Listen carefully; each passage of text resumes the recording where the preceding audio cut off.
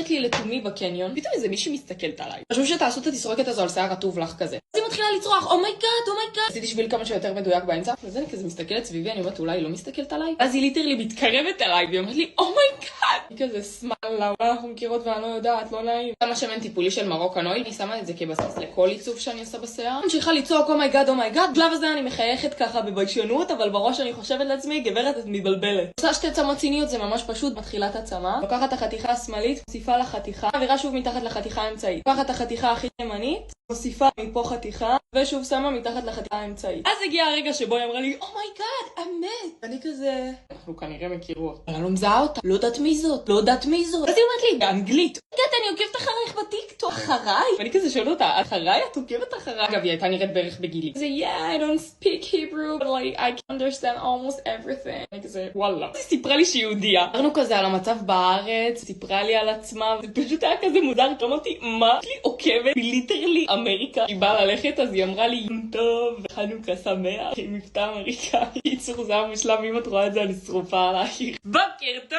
וואי, האמת שהצמות נשמרו ממש טוב. ולרגע הגדול. דרך אגב, יש עכשיו הטבה מה זה שווה במרוקן אויל. על כל קנייה של 249 שקלים, את מקבלות טיקוסמט עם 8 מוצרים. אני שמה לכם פה תמונה של כל מה שאתם מקבלות, כמובן שיש שם גם את השמן שזה מושלם. אני מקבלת עם הספרי תסרוקות. תקשיבו, זה ברמה שזה שומר לי את זה ליום אחר כך. וזהו חברות, זה הכל.